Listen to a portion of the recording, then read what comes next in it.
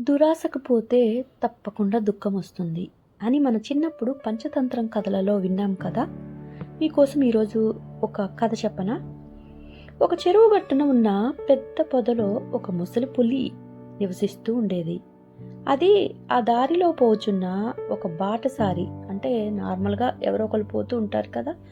అలాంటి ఒకతన్ని చూసి, "ఓ బాటసారి, ఇదిగో నా వద్ద ఒక బంగారు కడియముంది.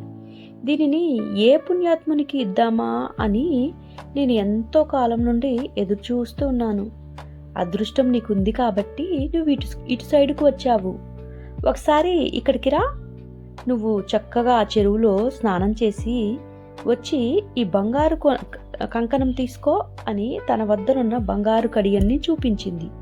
దగదగామని మెరుస్తున్న ఆ కడియం చూడగానే ఆ బాటసారికి ఆశ కలిగింది. కాని పులి వద్దకు పోతే అది తనను చంపుతుందేమో అని భయంతో వణికిపోయాడు. ఒకవైపు బంగారు కడియము, మరోవైపు భయం వస్తుంది ఆయనకి. అయినా ధైర్యం తెచ్చుకొని ఆ పులితో, "పులిరాజా, నీవు క్రూర జంతువు. నిన్ను నమ్మి నేను నీ వద్దకు ఎలా వస్తాను? బంగారు కడియం కొరకు నా ప్రాణాలు తీసుకోమంటావా ఏంటి?" అనగానే, "నేను క్రూర జంతువునే. నీవు భయపడకు. న్యాయమే నువ్వు భయపడటంలో. కానీ నేను నీ వయసులో ఉన్నప్పుడు ఎన్నో పాపాలు చేసేసాను. ఎన్నో జంతువులను, ఎంతో మంది మనుషుల్ని పొట్టన పెట్టుకున్నాను.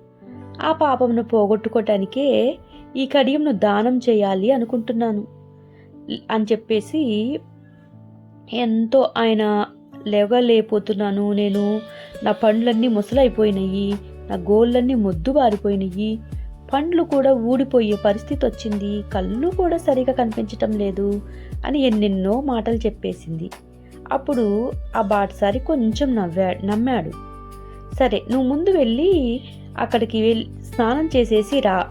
స్నానం చేయగానే నేను నీ దగ్గరికి వచ్చేసి ఇది ఇస్తాను" అని చెప్పింది. సరే అంటూ ఆ బాటసారి తన లగేజ్ అంతా పక్కన పెట్టుకొని ఆ చెరువులోకి స్నానం చేయటానికి వెళ్ళాడు. ఇంతకి చూస్తే ఆ చెరువులో దిగగానే కొంచెం బురదలో కూరుకుపోయాడు. పైకి రాలేకపోయాడు.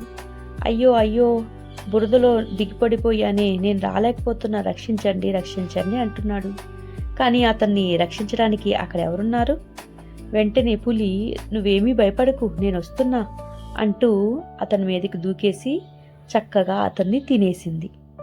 సో దురాశకి పోయి దుర్మార్గుల దగ్గరికి వెళ్ళకూడదు. వాళ్ళ దగ్గర ఎంత మంచిది ఉన్నా సరే.